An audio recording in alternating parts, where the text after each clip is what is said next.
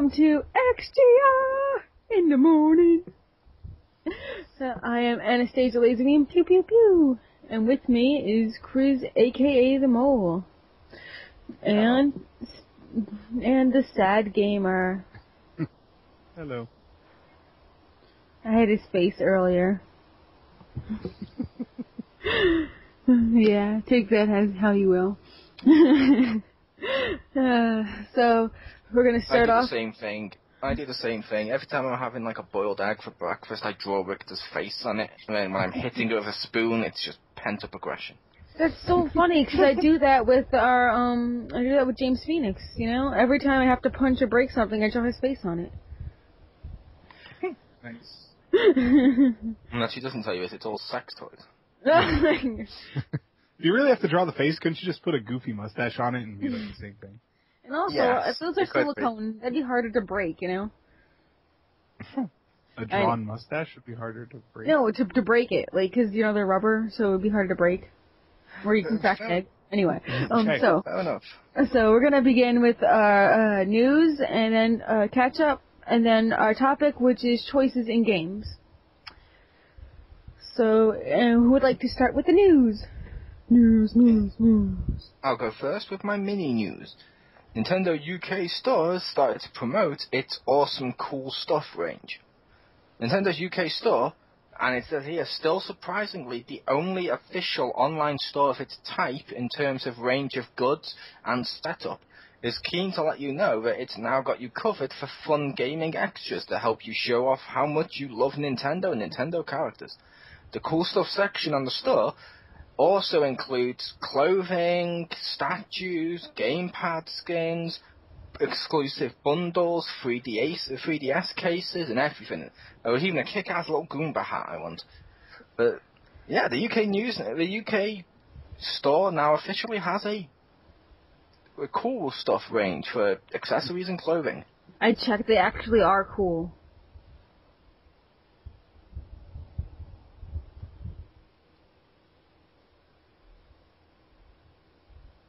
That was the end of my news, by the way.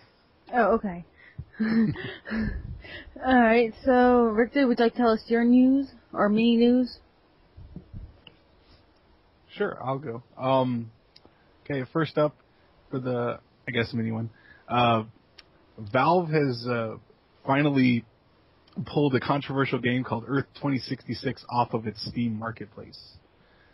Basically, the game was billed as an open-world post-apocalyptic first-person game, but apparently was anything but. So, and it hasn't technically been released. It was in early access where you could play it like before it came out. So if you pre-ordered it, basically, you could play it. But it's apparently really bad, and everyone was mad. So they just took it off, and they're offering refunds of the game's price, which was $19.99, until May 19th. So, yay that they pulled a piece of crap off their service. Nice. Yay! Although I am curious when you say it was meant to be an open world post-apocalyptic first-person game and it was anything but. So that means it was a modern day third-person linear game? Final Fantasy? Maybe it was a collectible card game. I don't know, but I thought PC gamers loved collectible card games. Look at what's happened with World of Warcraft. I'm pretty sure you described Final Fantasy there. Final Fantasy is a modern setting. It's more futuristic. I thought it was in the past. I always thought it was the future with that technology. It's like Star Wars. It's in the past, yet futuristic. What's funny is as Final Fantasies go along, they get more and more futuristic. So like the original ones were very fantasy-based, and then they started getting like robotic armor, and then they started getting all this other stuff, and you're like, well, that's wait a because minute. They heard you like mechs. They're trying to satisfy the Richter. That's true. I didn't understand anything you just said. I said they're trying to I satisfy... understanding. So I was going to agree with it. Yeah, all I heard was it was satisfying Richter. They heard Richter likes mechs, so they're gonna try to satisfy him. They're gonna slowly, make them all in mech suits. Yep. Anyway, so my mini news they're both like equal size. I guess this could be the mini one. Is that Pokemon Omega Ruby and Alpha Sapphire are gonna be like revamped like super much. So, and I never played Ruby or Sapphire, but new one's cool. So I'll like to try out that. It'll give me a chance to like try it out since I never did before, and it'll be even prettier and play better and have a story maybe. So woo! All right. I have to ask, is she breaking up to anyone else? Yes, a little. Okay, because it was like warping in and out for me. Oh wait, what did you hear? We heard it, but it was like...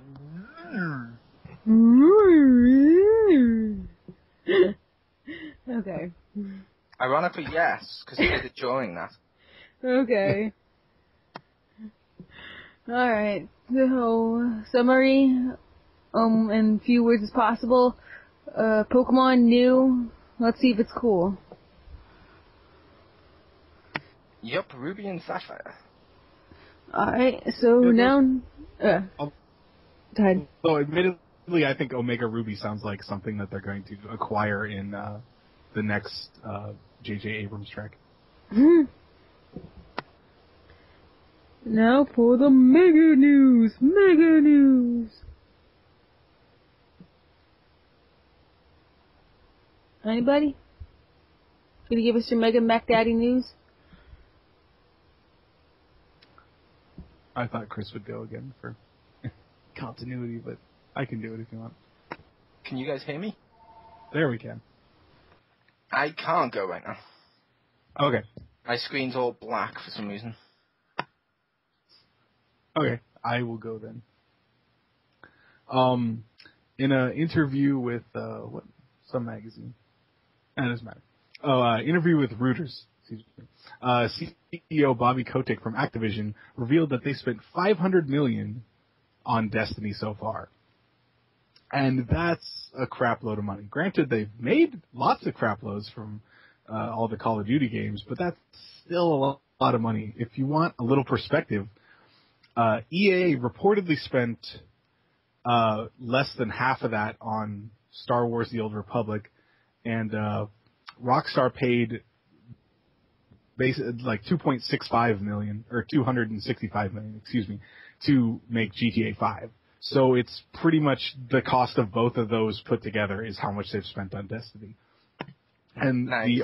The article actually breaks it down and says that they'll have to sell 15 to 16 million copies at $60 to break even. So yeah, they are definitely banking on that. We'll see how it turns out, but that's a bit crazy for me. I hope it's not their destiny to go bankrupt. Action! That was some great mega news that Richter gave us. Now on to the mole. Yep. I heard the Victors and we commented and stuff, which is cool. Yeah. My big news, and we did experience a little bit of technical difficulty there for a sec, but yeah, my big news was Call of Duty Advanced Warfare has been announced. The Call of Duty Advanced Warfare trailer includes several examples of speculative near-future science fiction military technology. Among these are military bikes, armored suits, clothing tech, future tech tanks, naval units, communication systems, and weapons. In the reveal trailer, Call of Duty Advanced Warfare, many characters can be seen wearing various versions of an exoskeleton suit. These suits appear to augment the soldier's natural physical abilities. Troops can be seen leaping higher, running faster, punching harder than a normal person. Some appear capable of cloaking, and at one point an exosuit is shown is equipped with a minigun. Not every single soldier in the trailer is wearing an exoskeleton. The units may be rare or possibly even limited to Atlas-equipped personnel. Each suit seems to have singular, unique function, so no exoskeleton would provide every benefit to people. And when it comes to vehicles, we have the fixed-wing, rotary-driven VTOL aircraft, armored flying drones, high-tech tanks, hoverbanks, sleek naval vessels, and more, all abound for Call of Duty. The plot is driven by PMCs, Private Military Corporation, in titles which outsource military experience and forces to world governments. Kevin Spacey is the head of an especially large and powerful PMC called Atlas, and his character will be called Jonathan Irons. I almost said Jeremy Irons, and that's a completely different thing. But yeah, what's everyone's thoughts about Call of Duty Advanced Warfare? Well, at least now when you hold your breath underwater for like 5 minutes, it's because it's science. So, Yes. or anything else that's unexplainable, it's because science. Yeah. So there you go, at least they have that. Yeah, I will say it's also ironic. The game is ironic. I will point out the thing everyone's been accusing it of. This game was being made for the last 2 or 3 years, and basically, yeah, this was being made at the same time as Titanfall.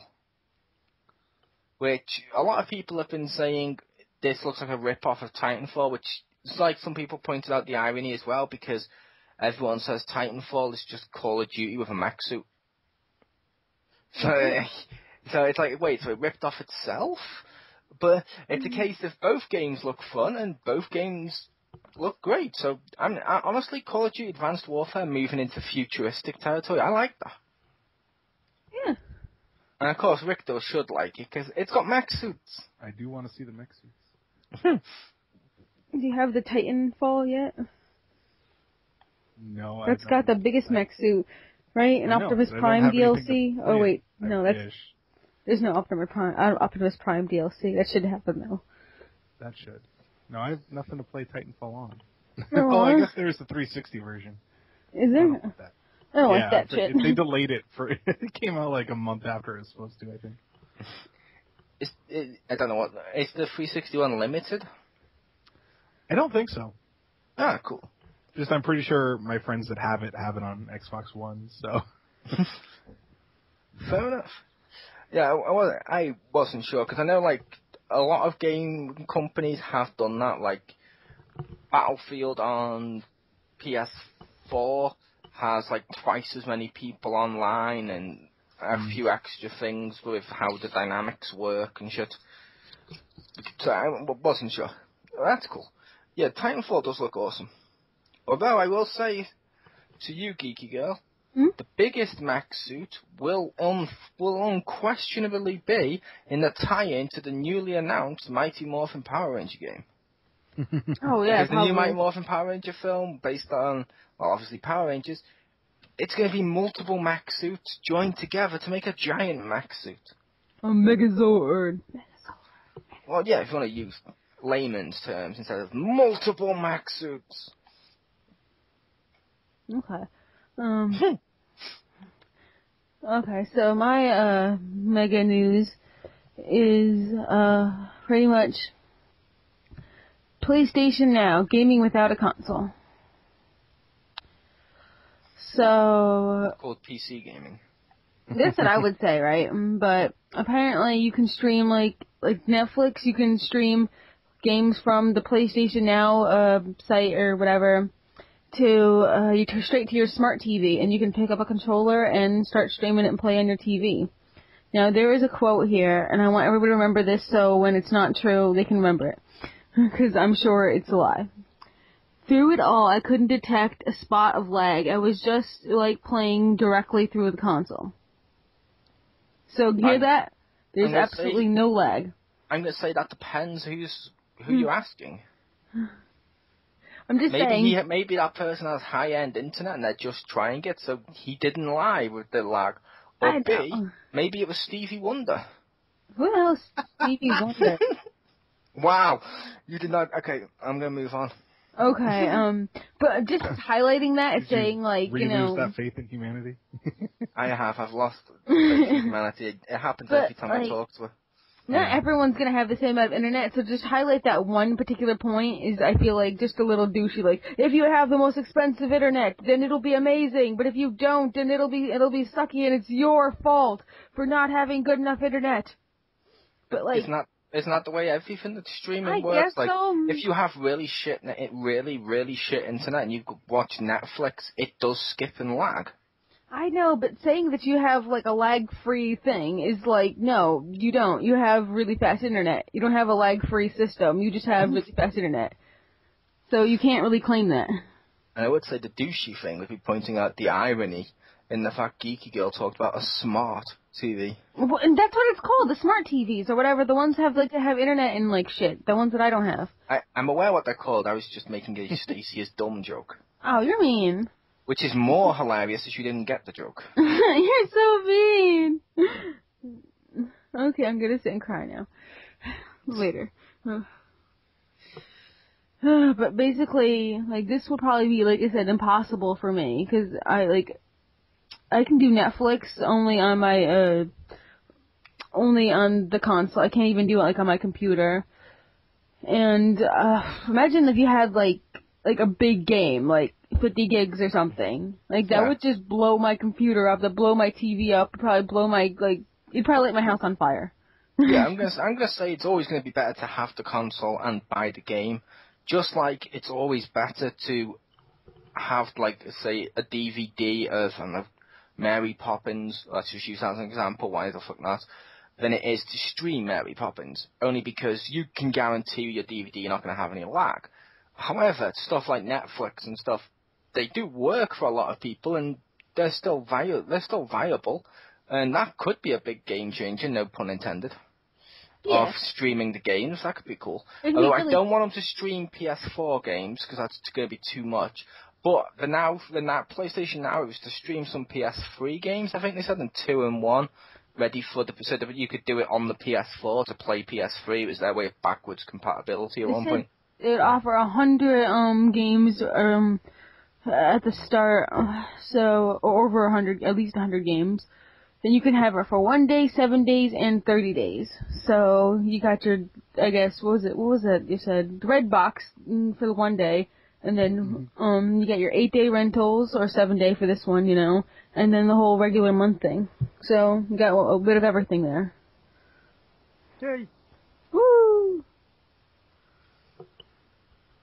So let's hope it works and stuff. Yay! And 100 games. And they're all going to be Duke Nukem Forever in various languages. I look forward to playing Duke Nukem Forever in Klingon. Oh my god, that's amazing. That needs to be like a thing. I want a YouTube. Yeah, why haven't they had a Star Trek game that has a Klingon language track? That'd be awesome. No, but like, I just want Duke Nukem dubbed in Klingon now. Like, I want to YouTube that and like hope there's something comes up. And even though I know she's in the conversation and can hear us, there will even be a Canadian version of Duke Nukem Forever where it's the exact same lines, but he ends it in A. It's a time to kill A. Oh, and all the vending machines will be replaced with maple syrup vendors, right? Sure. But let's move on to catch up. I think. Yeah. Yeah. Victor went instead of me. Yep. Because I was having technical issues. It's all good. Okay, catch-ups. This week I've played 2 games. Well, I've played more, but I've played 3, but we do 2, like we say. But yes, the 2 I'm going to talk about this week, which is the 2 favourite ones I played, or the 2 highlights, if you will, are both PS2 games remastered. I played Prince of Persia: Sands of Time. I love that game. That game is fucking awesome. The controls, everything on that game just worked. It was brilliant, and the rewind time was fucking hilarious. The twist at the end was brilliant. The story was kind of cool. I went in there expecting, because I had only seen the trailers of Prince of Persia where it showed off him kicking ass, and I've seen the Prince of Persia film, so I didn't know what type of game it was, but when it was like a puzzle platforming adventure with a few beat-em-up segments and stuff, it was fun. I loved that game. I thought Sands of Time was done really well. Which is also ironic, because it's worth pointing out. Last week I mentioned Prince of Persia and said I wanted to play those games. It turns out, on the exact day we filmed, the UK PlayStation Store had a massive sale on Ubisoft games, so I got the 3 PS2 Prince of Persias and the 2 PS3 Prince of Persia, so yay! Woo! The second game I played this week was Kingdom Hearts. And the only way I can describe that game is a bitter disappointment. Everyone talked about how great that game was and how it was must-see, and oh my god, everything in that game is so perfect. And I'm not going to go into too much details. I do plan to review this, the 1.5 collection, which is how I played Kingdom Hearts with James Phoenix on our side. But I'm just going to say, the gameplay, half of the time, the walking and the jumping and stuff just doesn't respond how it's meant to. It's like, what? Other times, they've made stupid mistakes, like the Atlantica mission, one where you're a mermaid, and they make swimming really fast the same button as going higher. So that boss fight at the end became instantly more harder because you're trying to swim forward and suddenly you'd rise up, or you'd be trying to go higher and you'd go suddenly forward as fast as you can. What about trying to get through that hole to even get into the boss battle? Because you have to keep mashing the O button to go faster, but you also have to enter the specific area, so you're also trying not to go higher to get in the boss fight. Yep. And then also the story. I hate the story. Originally, I just hated the human characters and was looking forward to get to the Disney bit. And we got to the Disney bit. The Alice in Wonderland mission had nothing to do with Alice in Wonderland. And the rest of the story, because let's face it, you could remove Alice in Wonderland and it'd be the exact same story, because it was just a detective story. Then you move on to all the other worlds, and yeah, the main concept is, do you know those stories you love? Yeah, well this time the heroes don't learn the lessons they learn in the film. Instead, they get saved by a kid with a key.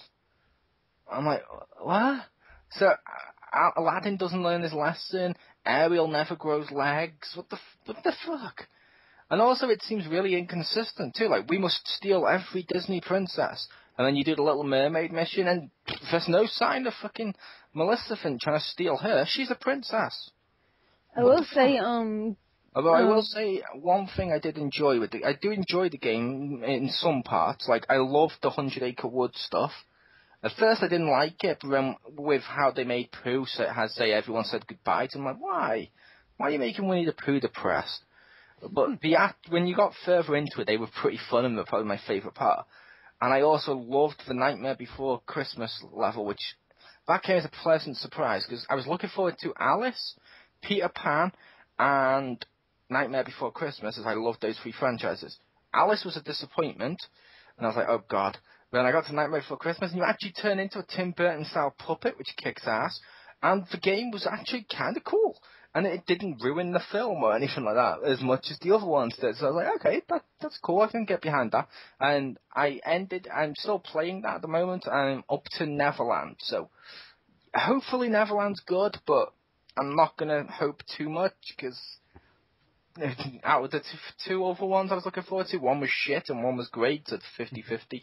I just want to warn you that in the second one, they kind of gave up on Ariel. There's no water, whatever it's called, ocean world anymore. It's just, hey, let's enter the water and do quick time events to singing. Yep, that's the world. I'm going to say that's better than shitty swimming control. Yeah. But I just didn't like that they gave up. The other thing I didn't like is the summoning, where you summon Genie. Genie's now free, yet you have to constantly walk around with him in your pocket and summon him. That's not freedom. And the other one of, here comes Simba from The Lion King. You know Simba? Huh? You like The Lion King? Yeah, his world's been destroyed, and he's all that survived, and his heart was so pure that instead of dying with the rest of the people, you got to watch him die, and then turned into a stone, so you can summon him like your African slave. And I'm like, why? Why is this a feature? What the fuck have you done to The Lion King? So far, if I had to rate the two games, Prince of Persia, I'd give it like a 9. And Kingdom Hearts, I'd probably give about 6 or 7 so far. Well, supposedly when, don't you take the stones to the fairy godmother, and the fairy godmother makes them not, makes them not stones, or no, whoever, makes them not stones, and then they're not necessarily slaves, but they're kind of your buddies that just chill with you? I'm not entirely sure, because like, here's your summoning stone, you still have it in your inventory or something like that, and then it's like, poof, you summon them with it, and I'm like, oh.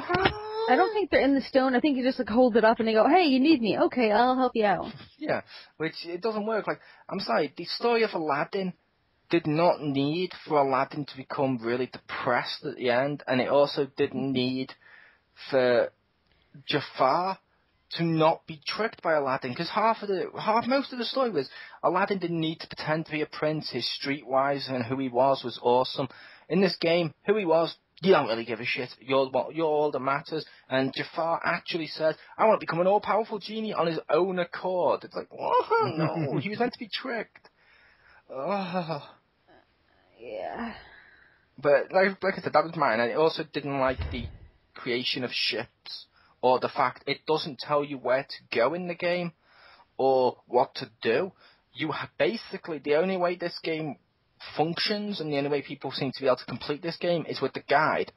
Like, I spoke to Jim, I spoke to Stacy, and I spoke to Simon, and I spoke to other people as well that all have the game. Everyone I know that's played Kingdom Hearts, the only way they've beat it is with the strategy guide. And It seems like the game is built to make you want the strategy guide in order to beat the game, and I'm like, I don't like that. I would agree with that, because I have the strategy guide, and I've never not used it. Yeah.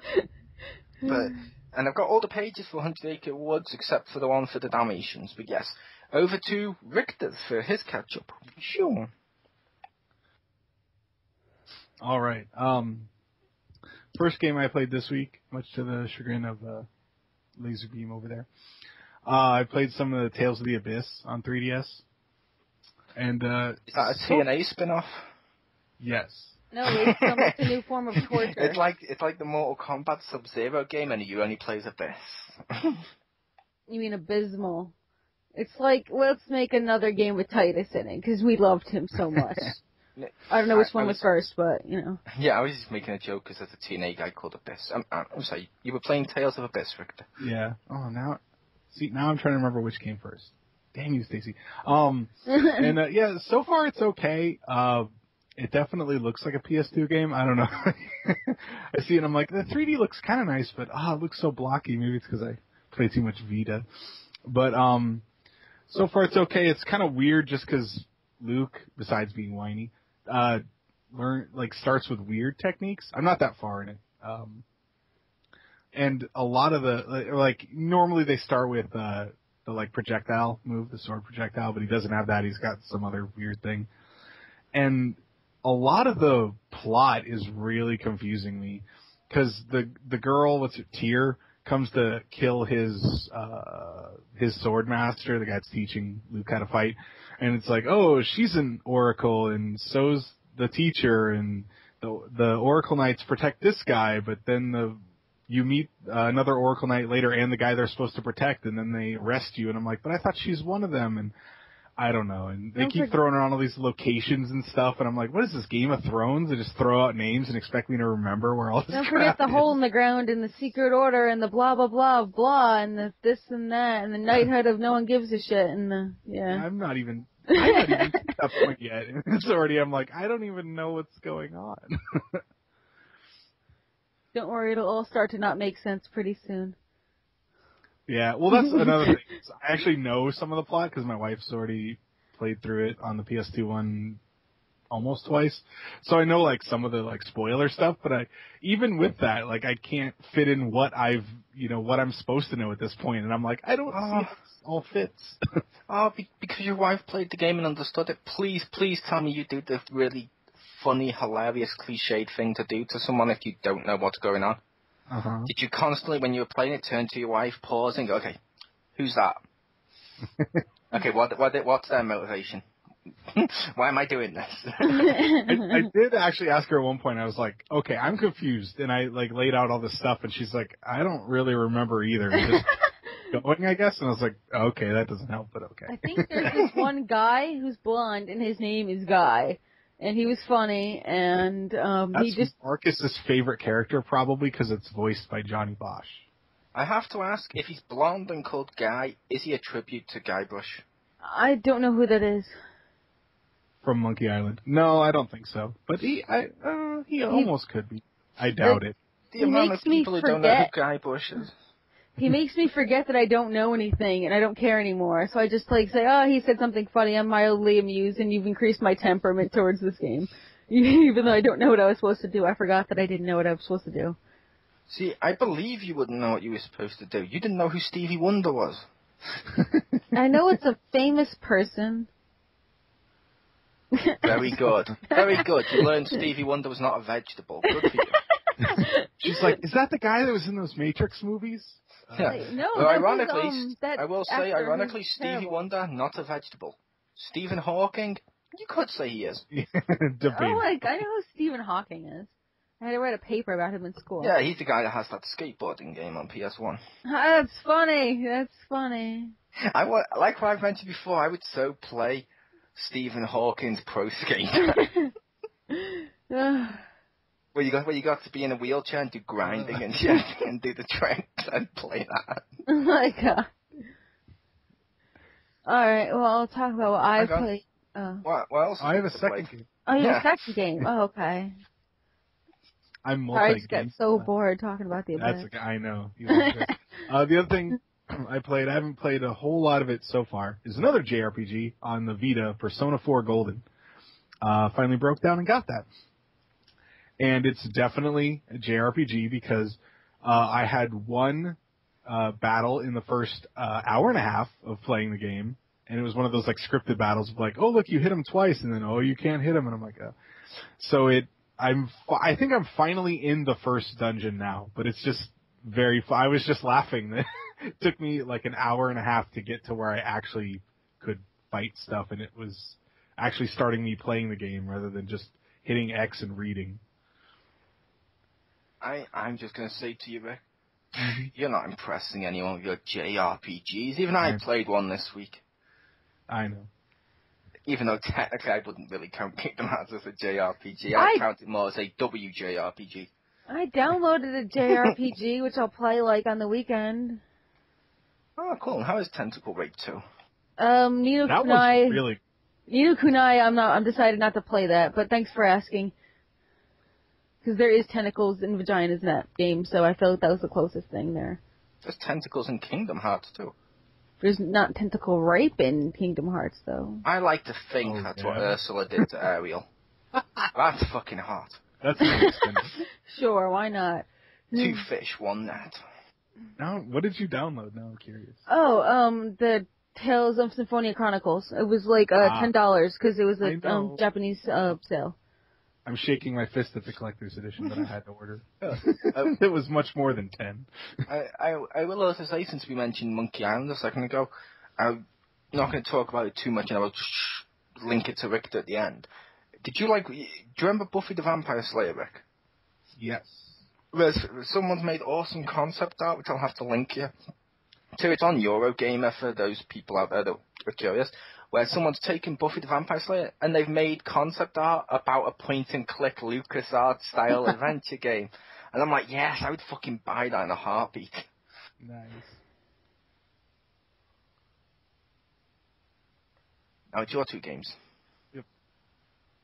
Okay. So, yeah, didn't play the... We didn't ask what you didn't play, we asked what you did. Okay, I just couldn't remember the name for a second. We need to do that one week. Yeah. We catch up to games we didn't play. It's actually, not only did I not only did I didn't play it, but I've never actually ever played it. So, yeah, but what I actually did play was, what did I play?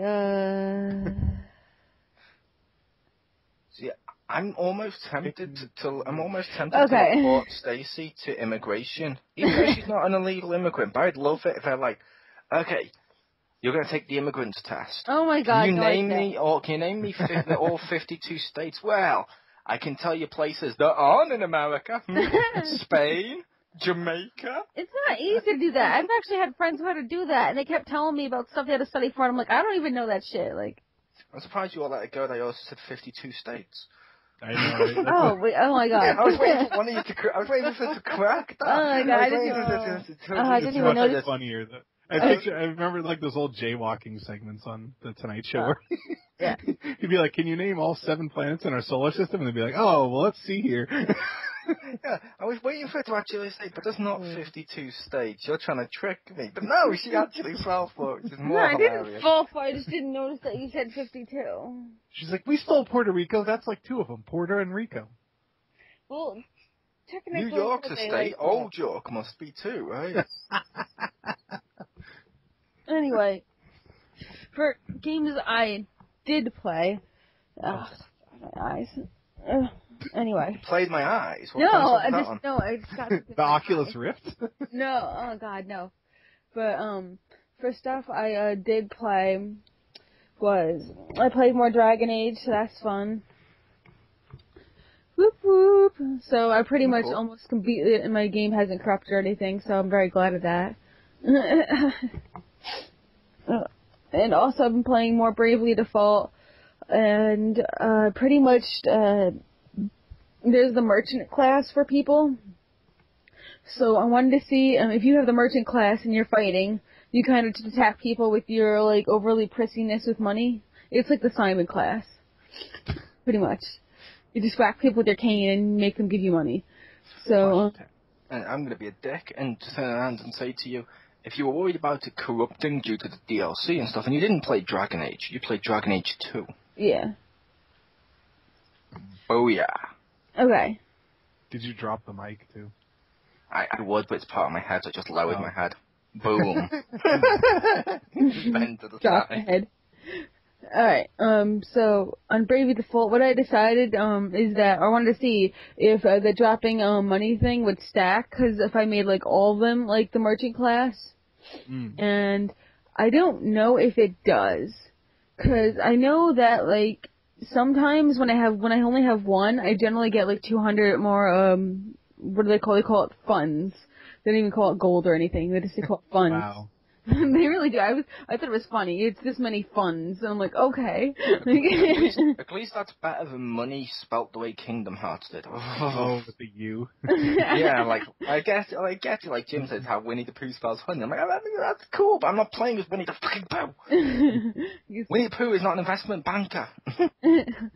But yeah, so, but see, like, so if you have one person, you get like 200 funds, but if you have like 4 people, and I think it matters whether they, stay alive at the end or not, I'm not sure, but it ranges from like 1,000 gold per battle to like 400 per battle. It really varies, like, a whole lot when I had like all 4 people there. Like, 'cause sometimes it'd be like, oh, what the hell, I only got like 300, and other times it'd be like, yeah, you just got 2,000 from that one battle. I'm like, what the hell, 2 people were dead, like, seriously, like, how did that work? So, I don't know, I think it increases the chance of you getting higher money, but it's really random with the other 2 people, or whatever. So, but, like, you need money so bad in this game, everything's so effing expensive, it's ridiculous, what the hell, like, the economy is shit in here, man. Like, It was kind of like that in the demo. He wasn't just described the world at the moment. no, I mean, like, in the game, though, like, it's like, I need, like, all the new armor and stuff, like, every single time, and then what you need is, because you're constantly changing classes, you're gonna need, like, you can't, like, sell your old stuff, you have to have, like, all the armor. So I have, like, 4 frickin' stabs or whatever, so in case I change them back to mages, or whatever, because if you change your class, you immediately completely 100% suck at the weapon you're using. Like, you don't even, like, you just, like, lose the ability of how to use that weapon. Cause I was, like, cause I changed my person to, like, a merchant or whatever, and I'm like, okay, she's got this badass sword and shield, okay? Sword and shield does 1 damage. I'm like, what the hell? You just did, like, 1,000 some damage, like, yeah, right before. And I'm like, nope, you forgot how to use your sword. And I'm like, no, what? So now I'm pretty much saving up so I can have 4 of, like, every single weapon, and some of them are 2-handed, so I need 8 of them. So, like, Yep. so it's crazy. And speaking of needing more funds and stuff, I will say to anyone listening to our little XGR, if you're a gamer and stuff like that and you have this on your PC, I have a challenge for everyone. Get to the PS3/PS4 era of video gaming, and I want you to make a first-person shooter based on science fiction like Destiny, and I want you to put 500k into it and see if you make your money back. We'll call it a simulation.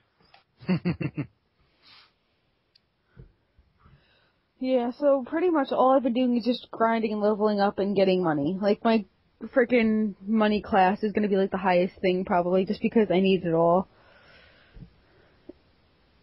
Nice. Yeah. So now, topic? Oh, yeah, so now it's the topic of choice in games. Alright, so let's talk about one game where there is like a whole lot of choice, the Telltale series. I know Mole has played a lot of these lately, so would you like to go on about that? You probably had the game with the most significant amount of choice in it. And they have a lot of choice in it, yeah, but some of it's not that good. Which that go into what I would say with this as well, with get choices in games is I hate choices, and this isn't necessarily the Telltale ones, I hate choices that don't actually do anything. Like the X-Men, what the fuck was that called? X-Men Destiny or X-Men something? Destiny. Yeah, where every choice you made fucking didn't matter until the end. It didn't. It just branched slightly. I don't even mind if it's like Sonic the Hedgehog Dark Chronicles or the Brotherhood of Dark Chronicles on DS made by BioWare, where okay, it didn't affect the story, fair enough, but at least it affected the way characters spoke to you. At least it affected something. At least let our choices affect something. I don't want choices that mean fuck all, like you're just doing them for the sake of them. I would totally agree. Because there's sometimes like choices in games where, like, I don't know, Mass Effect 1, sometimes you like choose something, you want to say something, but then they'll say like something along the lines of that, but like, I want to say that exact line. Like, I don't want to say like, you know, something like that. Because you don't know what you're going into. And I feel like you can be deceived like a whole lot. And sometimes you choose something and the game says, oh, I guess I can't do that, you know? You can purposely like... See, I will say to Mass Effect 1, and they also did that in 2 and 3's credit, with that one, they do that with the along the lines because each voice tends to have a slightly different, more personality to match its voice. So each one, some of them do tend to read the lines differently. So they put whichever line they felt best suited the character at that point, if that makes sense. So the along the lines is to sum it up for all the characters, but the different voices may read it differently. Wasn't there like somebody made like a comic or an animation making fun of that, where like the choices, it was like, oh, hello, and it's like, hello, or like, oh, I've got to go, and the guy's like, oh, hello, and the guy's like, hello, asshole, and they like punch the guy, and they're like, that's not what I picked, and they're like screaming at the TV. That'd be awesome. Hello. Sometimes hello, asshole.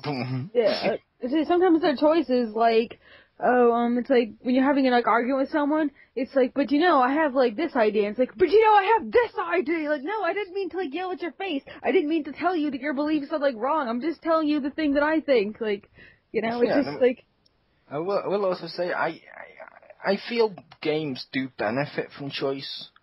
I mean, I find myself playing games nowadays, and a lot of times I'm like, I really wish I had a choice here.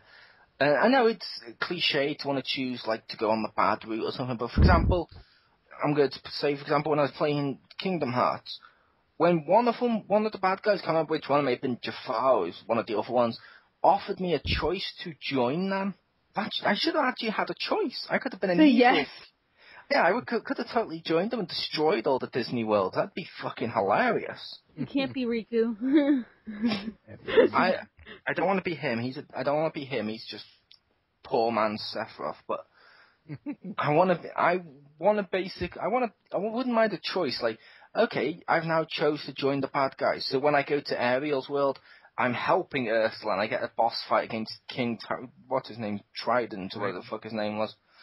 I'd like to harpoon Ariel. That'd be really awesome. That's kind of my life. I'd like to harpoon her too, if you know what I mean. Yeah, I was gonna say, I'd like to harpoon her. One of us had to do it, Rick. Yeah. I kind of meant like through the chest and you were reading my 15-year-old's mind. I meant kind of through the chest and roasted alive and then eaten.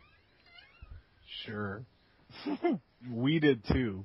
or possibly, her corpse will be hung on a boat like an ornament, and then people can sail around with it. Yeah. To be fair, me and Rick did both do that after sex. We were both thinking that exact same thing. It's something with chest and hung. That's right. Oh. Close enough. But like the choices that I really do like, that are like a whole lot of frickin' choices, or what was it? Well, first of all, Dragon Age. That's got like a million fucking things that I haven't even freaking played yet, and I've already beat it like 4 times, and I still haven't gotten all the things. And like that makes me really have a lot of replayability because there's so many choices and options and origins, and like so I really like that. Yeah, Origins have more choices than Dragon Age 2 based on the different origins. However, overall they had about the same amount of choices as Mass Effect. You got the choices of what you can say, and only a few of them are actually going to split the story. Yeah. But I do love that with the BioWare games. I love the BioWare choices. That's why I say, I know people may disagree and stuff, but for me personally, on a personal level, BioWare makes the best RPGs. Like, playing Knights of the Old Republic 1, I fucking loved going through and doing all the different choices. Like, yeah, I'm going to be a Sith, yeah. I tried. And they also did something with with Knights of the Old Republic 1. I fucking loved, and I wish the other games had done that. Where the other BioWare games had done that. With Knights of the Old Republic 1, if you beat it as a good guy and a bad guy, either way, you can go good, bad, then bad, good, either way. And then the third time you play through it, the dialogue's completely, a lot of the dialogue is completely different because they've now inserted just random Star Wars quotes and heads up for the fans. Because, like, okay, only the diehard Star Wars fans probably would have played this multiple times. Let's give them something. And I like that.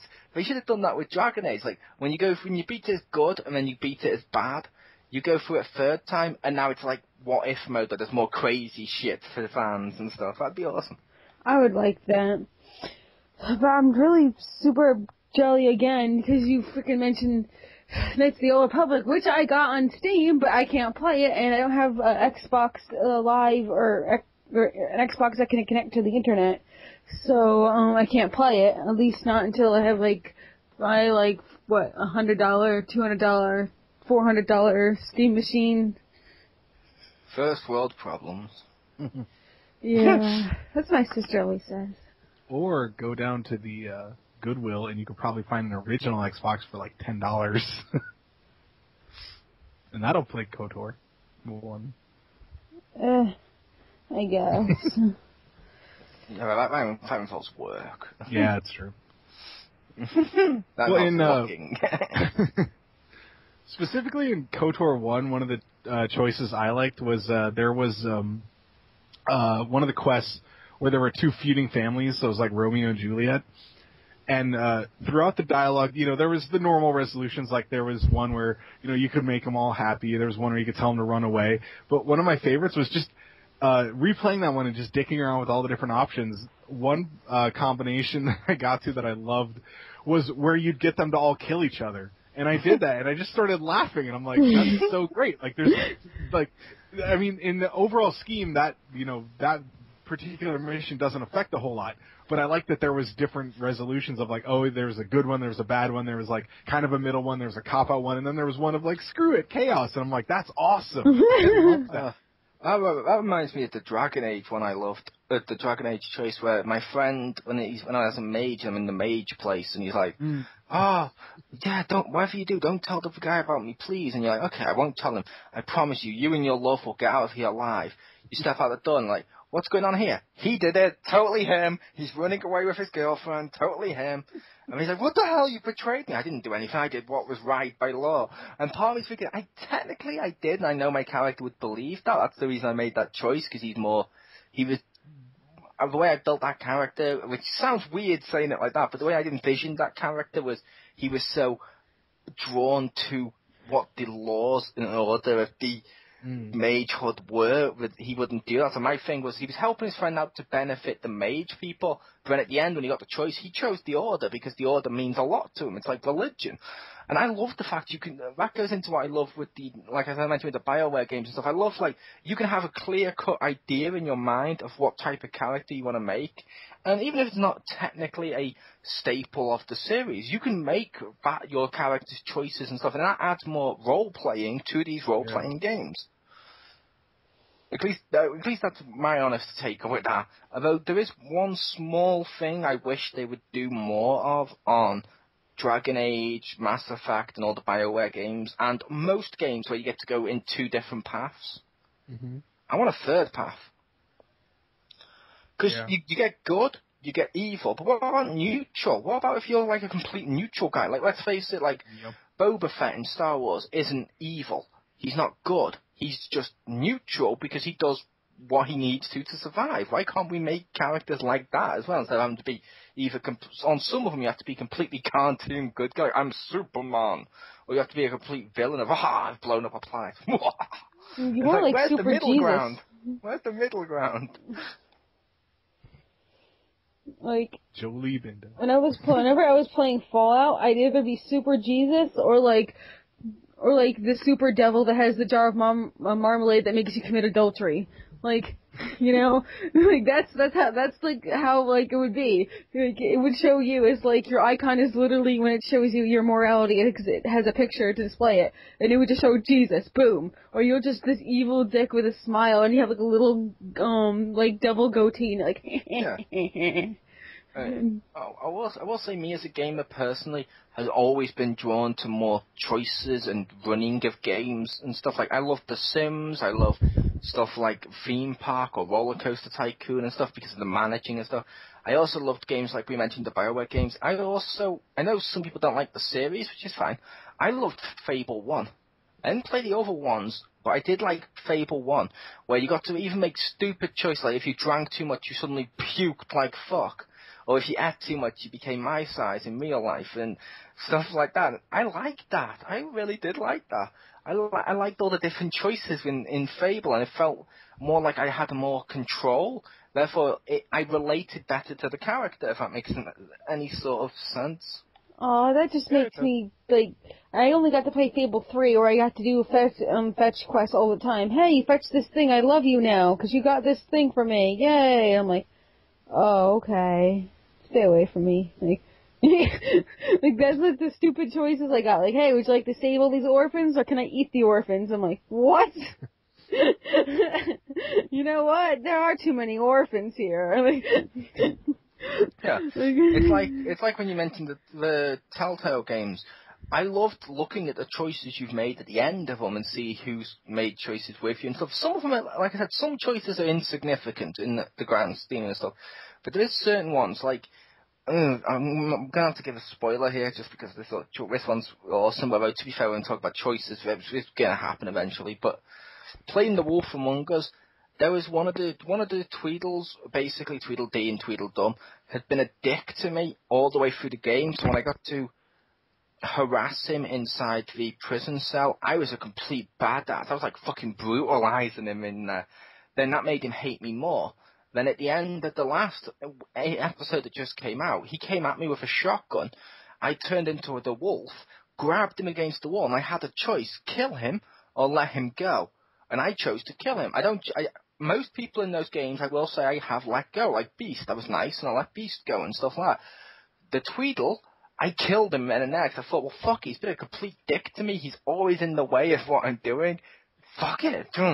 Just give in to the anger in that one moment. And when you do it in that one moment, and you see the blood and stuff, and you see the reaction of the other characters, you do somewhat feel guilty, and that's an amazing thing. It's not the game that's made me feel the most guilty, though, but it's up there. What's the game that's made me feel the most guilty? I can't remember which one, but one of the God of War games, where you beat Zeus, and when you beat him at the end of the game, it says press circle to hit him. Boom, and it says press circle to hit him, and you keep pressing it until basically the screen squirts with blood. And you do it until your finger goes numb, basically. Like, oh, fuck, why isn't this working?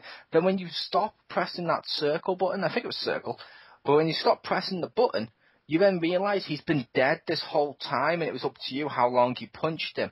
And I'm like, oh my god, I kind of feel guilty for just wailing on this corpse for the last 5 minutes or so. I'll be honest, when I played that game, that fight kept glitching out on me, so I didn't feel guilty. he tried to live. He cheated death several times by glitching out his own fight. So no, I was glad to beat his face. Yeah, I mean, definitely glad to kill him. It was just more of I've just been spending 5 minutes of my life wailing on a fictional character for no reason. It kind of made me feel like, oh, I'm kind of a bad person here. Finish him. You've spent that much time beating on Lego Jar Jar. I have. Yeah. Okay. Just like I'll also admit, I also like to take a lightsaber and cut off all of C-3PO's limbs except for his last leg and watch him hop around. Oh my god.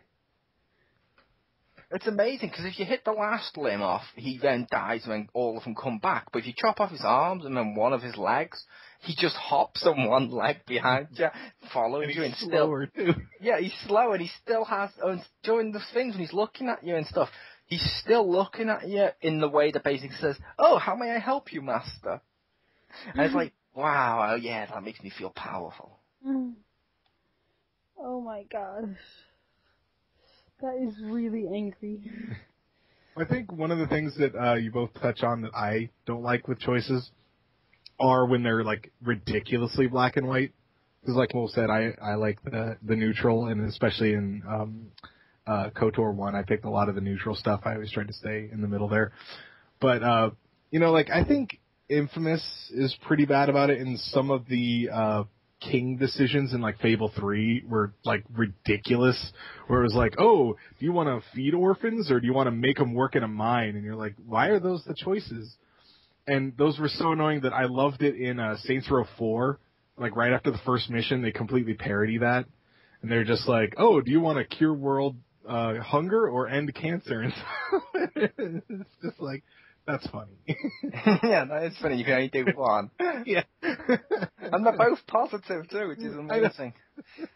And I will say with your choices, you mentioned about the mines and the orphans. Mm-hmm. Isn't there a middle ground where you can feed the orphans, then put them down a mine so they'll work longer?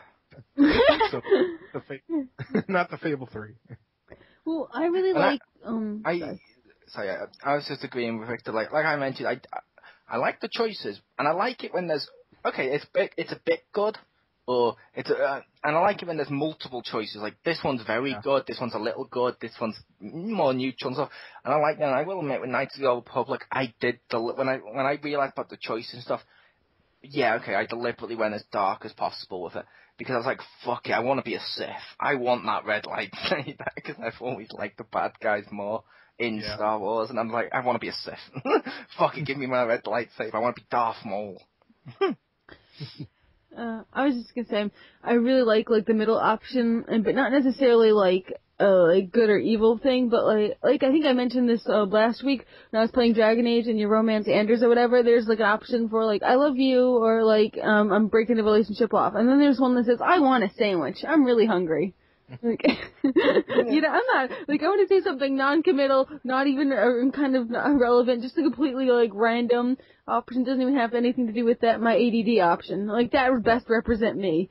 I will say a game that I felt could have done better with its choices, because it did really poorly, was Spider-Man Web of Shadows, I think it was. Because the choices didn't seem to really affect that much, and yeah, okay, they kind of gave you different endings, but they were so close together-ish, or one was clearly canon and one clearly wasn't. But it's like, you know what I mean? I kind of wish they'd actually made me constantly choose with Spider-Man. That would have been awesome. It's like, I wish that you could do that with some of the Arkham games too, like, choose, like, if you're Batman, let's say you're Batman, insert I'm Batman. But yeah, let's just pretend you're Batman. I'd love it if you actually got to choose whether or not you want to do this detective and stealthy, or if you want to go in there not guns blazing, but if you want to go in there punches flying, that'd be awesome. What if you had to, like, choose who to save? Like, oh, no, help me, I'm hanging off a cliff.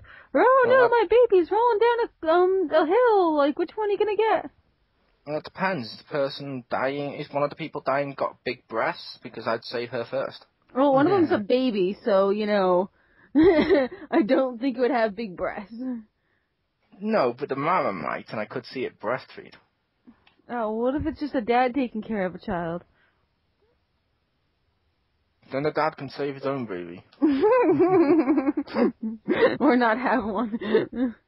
Either way, he wins. Hey, single fathers are great. Look at Milhouse's dad. Everything's coming up. Did you just say who's Milhouse? I know it's on The Simpsons, but I don't, remember his dad. Really. Oh, fair enough. I know it's on The Simpsons, but was his dad, negligent or something? His dad, after they got divorced, is basically a parody of Weekend Dads. and also loser dads. Oh. Because, like, he'll show up, he'll be like, okay, I need to borrow, like, $1, and okay, son, here you go. And he tries his best, to his credit. He's just so pathetic, he can't do it right. Oh. I did love one of the Halloween ones with him where they mentioned, right as he died, he goes, but did you see, son? Did you see I actually had the money? Did you see? And he dies, and that's what he's concerned about. But yeah, the choices like that matter and stuff like that, but they were more the moral choices. Other choices in games I wish would affect it more would be costumes and stuff, like I mentioned before now. Oh, that'd be cool. For example, who's here played Spider-Man the movie on PS2? The first Spider-Man one with Green Goblin and stuff. I don't think so, but I may have. I played some. Fair enough. They did something on that which I haven't seen in a game since. They had an alternate costume you could unlock of the Alex Ross Spider-Man. When you wore that, it changed the design of Green Goblin to be Alex Ross's Spider-Man. Or Alex Ross's Green Goblin, I should say. Which basically, I wish more games would do that. Like, if I'm playing Batman Arkham and I'm playing in the animated series costume, why don't the villains look like the animated series villains? You know, make the worlds match the costumes. That'd be fun as fuck. I mean, that's just a small, more, I don't know, cosmetic choice or cosmetic ramification or whatever, but I'd still love something like that. Or when I was playing in Awakening, and I made all my characters run around naked in the Chandra, I was hoping at least someone would say something about that, you know? But nobody mentioned it at all. I mean, all my characters running around naked in a church. The only reason I did it, because this lady was already shaking, she looked scared, so I thought it'd be funny if I made her more scared. Like, or at least you have a reason to be scared now. But, like, nobody said anything at all, man. They should have at least done something. Like, or... I will say in one of the Chantry missions I did enjoy with Dragon Age when you mentioned stuff like that was, I did love the one in the church where the nuns does it and you just go, give it me now, I'm going to kill you, basically. And one of your companions actually says, we're threatening nuns now? And you actually got a choice to say, yes, back off, or... yeah, okay, sorry. And then it puts you back on the right path, which was kind of fucking awesome. And yes, I did choose to threaten a nun, and I'll admit I did apologise for it afterwards. The character that was offended, I was actually trying to be nice to get a fictitious relationship with, but I was like, okay, fine, I need to sleep with this woman, I'm sorry, nun. Wait, I'm pretty sure Morgan will be okay with that. I tried multiple different relationships when I played the Dragon Age games. Oh, okay, so Lilian probably would be okay with it. Yeah, because one of them was definitely like, you shouldn't do that. Now I want to play it again as like an evil character. I will say that Morgana, however the fuck you meant to pronounce her name, she is my favourite love interest in those games, and glad she's back for the third one. Woo! Hopefully it reads my Grey Warden, and hopefully he's still with her, and hopefully she explains what's happened to my Grey Warden baby. They had 50 Shades of Grey Warden? Yeah. And then we're gonna have her god creature, I don't know. But how about you, Rick? Is there any other areas, like I mentioned with the cosmetic stuff, is there any other cosmetic changes or anything like that you'd like, or minor ones that aren't necessarily moral choices?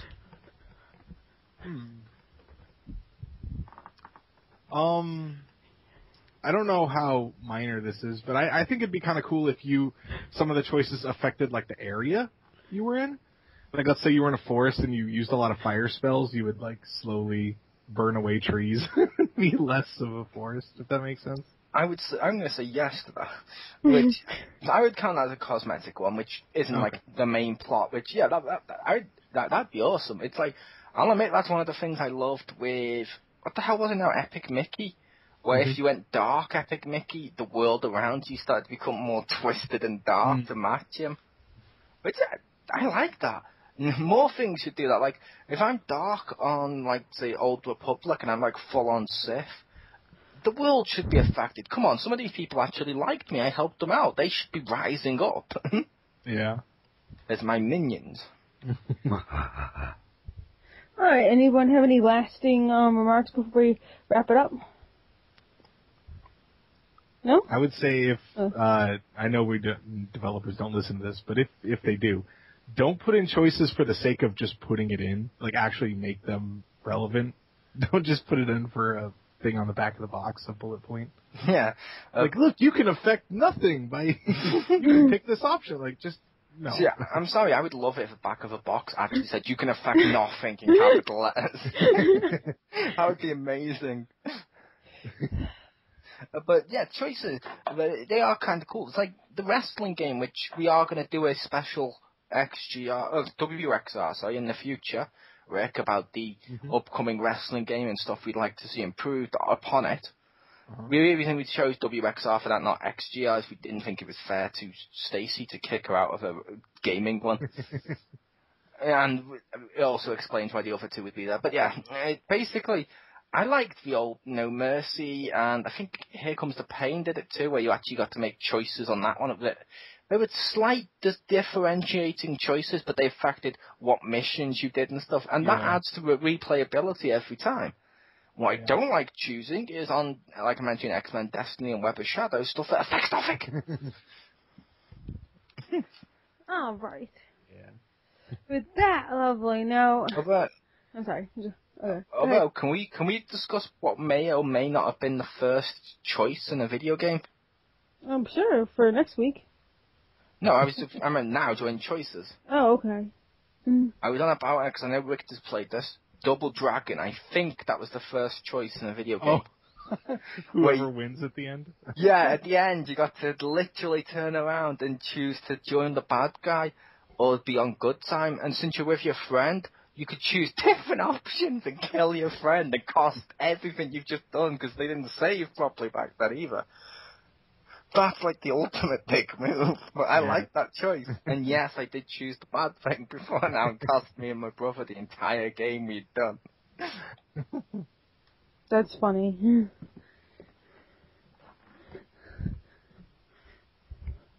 Not sure if you played that or not, Kikyo. Oh, no I haven't, but somehow the SNES game appeared in my house, which is weird, because I didn't used to have all these, but someone apparently left them here during a LAN party or something, or like, I'm going to be a dick and say it's because you got all those copies of Mario Sunshine. The universe is trying to balance it out by sending good games there. I guess so, but like, seriously, I'm just finding games here when I'm cleaning up, and like, where did this come from, you know? It's like when I freaking